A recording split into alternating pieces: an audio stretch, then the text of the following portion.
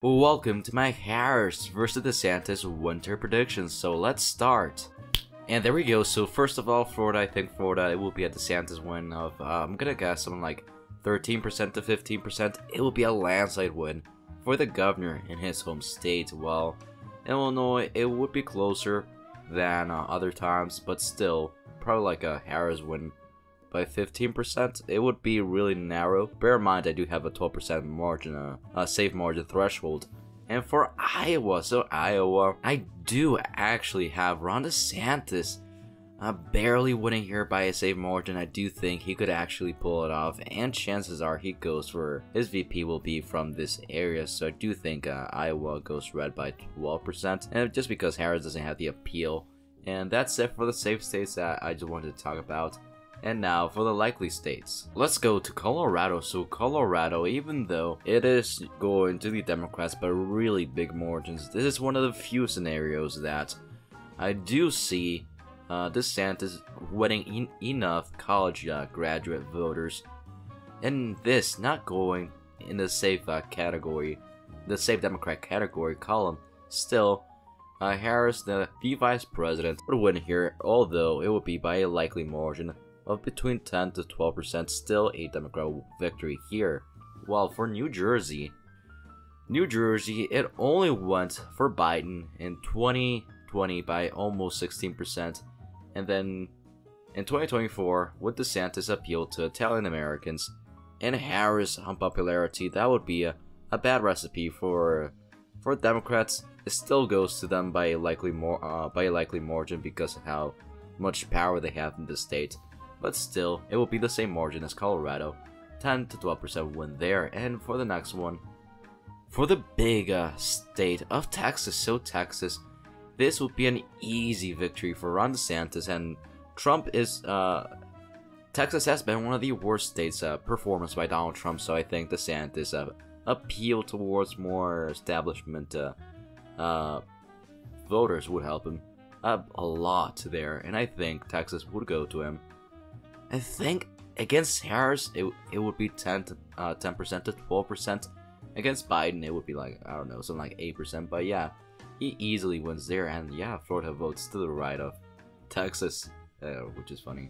And now for Ohio. So Ohio, I'm not too sure. I don't see it being a safe almost no matter what. I do think it would likely vote to the right because Harris, she doesn't have that much going for her, and voters would really have to like Biden in order for Harris to get a really high turnout, and I don't see the turnout going for her, which is why I do see Ohio going for Ron DeSantis. I think he doesn't have as much working class appeal, but that's something that Harris also lacks to some extent. But still, I think he does well enough in the suburbs, Ron DeSantis. And he wins here by between 9% to 11% or 10% to 12%, but I'm gonna say 10% to 12% here. Moving on to the Northeast, so the 2nd district of Maine. So I think 2016 would be a similar map to what our map is looking like. So 2016, I think with someone like Harris, she would do poorly, especially in Maine. And I do think, even though DeSantis does have a bit of a different coalition than Trump's, he would win here by a likely margin, surely, and he wins here by 7% to 9%. He would win here almost by double digits, but still not enough. And moving on to North Carolina. So North Carolina, I think this is where DeSantis' southern appeal would really shine through. And even though Harris would do okay with African Americans, for sure, I think DeSantis would have the chance to win here by a likely margin. I think it wouldn't be like Maine's 2nd district. I think it would be a narrow likely victory by 5% to 7% for Ron DeSantis. And for my first lean state, for Virginia, it would definitely drop from 10% to 2020, likely below even 2016 because of Harris. The state is still quite a Democratic stronghold, and even in DeSantis versus Harris, it would be a Harris win of 2 to 4%. Probably, I don't know. It would be around that margin with her winning because of the DC Metro. And for the next one, for New Mexico. So New Mexico, in 2020, it went to Biden by 10%, but with Harris, she lacks appeal to Latinos. While DeSantis would do well with them, I do think she would drop the ball, and it still wouldn't be a Republican victory in New Mexico, although Harris would win here by, I think, 2 to 4%, just like Virginia. Really narrow and big drop off from 2020. And let's go to Nevada. So Nevada, from 2016 to 2020, it didn't change much. It trended to the right in 2020, but with Harris lack to Latinos, as said in New Mexico, it would really leave DeSantis a great route, and he would win here by 1 to 3%. It wouldn't be by a huge margin, but still a DeSantis victory here. And now for Georgia. So Georgia, this is a state that long term is pretty much gone for the GOP, and DeSantis' appeal to more establishment and more college graduates is the reason why I do have him winning by a lean margin, even though in the future, I mean, this could very well be the last time Georgia has a chance of going Republican, and DeSantis, the governor of Florida, would win here by 1 to 3%.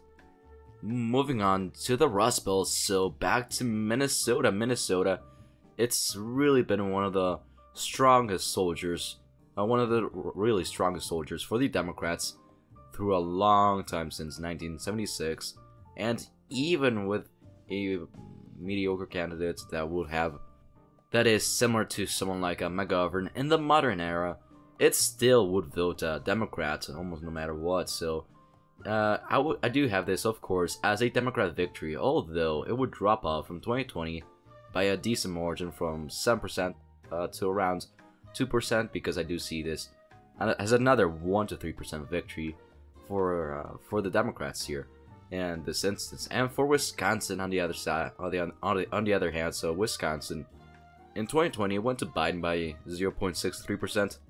2016, 0.76% for Donald Trump. And you could give an argument that this would be a DeSantis win of 2 to 4%.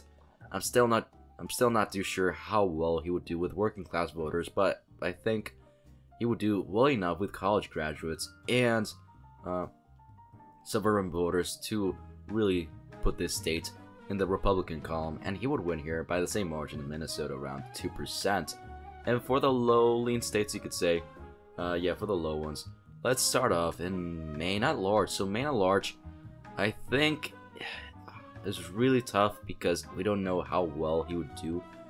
In the Northeast, we have some ideas and assumptions, but we really don't know because, I mean, the Northeast is quite hard to predict, to say the least. I think it would be a Democrat victory there. Oh wait, I'll talk about New Hampshire in a second. Yeah, so Maine would be a Democrat victory for Harris by 0.5% to 2.5%. So yeah, technically a lean state. And for Arizona, this is where DeSantis really needs to tread decently between the moderates and the Trump conservatives or Trump Republicans. Because if he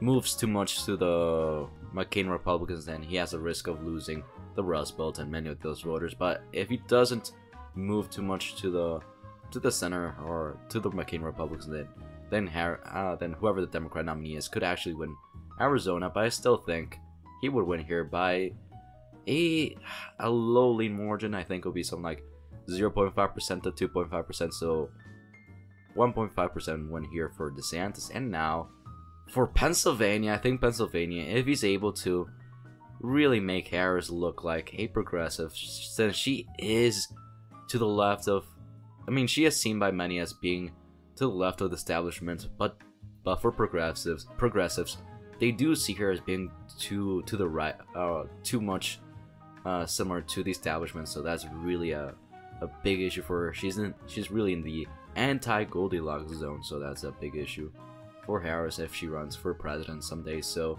if DeSantis is able to make her look like a progressive, then I do think perhaps Pennsylvania would be in the Republican column, and he would win here by a lowly margin, especially without Joe Biden on the ticket. They wouldn't be, Harris would not be able to get that home state advantage, and DeSantis would win here by 0.5% to 2.5%. And now for the tilt states.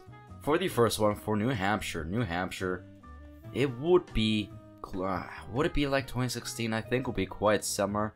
Although I do think DeSantis would gain, of course, from 2020, which was almost a double-digit win for Biden. It would not be enough to flip this state, of course, even against Harris, who does lack a lot of qualities in the presidential level. But it would drop to a tilt margin of 0.75%, so almost a lean margin. But yeah, not enough for DeSantis to flip this state. And for the 2nd district of Nebraska, so Nebraska, it has shown in the past that when there's low turnout, it does, go for the GOP by a decent margin. And really, 2020, Harris would really need a lot of things to go well for her in order for her to win here. And that is why I do have him narrowly winning the 2nd district, especially because he might pick someone like Joni Ernst or Kim Reynolds, even though probably Ernst is more likely. He might pick someone from this area in Iowa. So I think he wins here by 0.5% and flips the 2nd district of Nebraska. And finally, for the last state, for Michigan, so Harris, her main issue will be turnout, which I do see being a big problem for her. And we saw what happened in 2016 when our Democrats did not come out as much as before on election day and other times. So I do think with someone like DeSantis, who really would do quite better with independent voters especially, I think it would barely be enough to flip Michigan yet again, and he would win here barely by a margin of 0.25%. So as you can see, Governor DeSantis gets 313 electoral votes, while Vice President Harris gets 225 electoral votes. Thank you so much for watching. Feel free to leave a like, join the channel membership, and see you next time.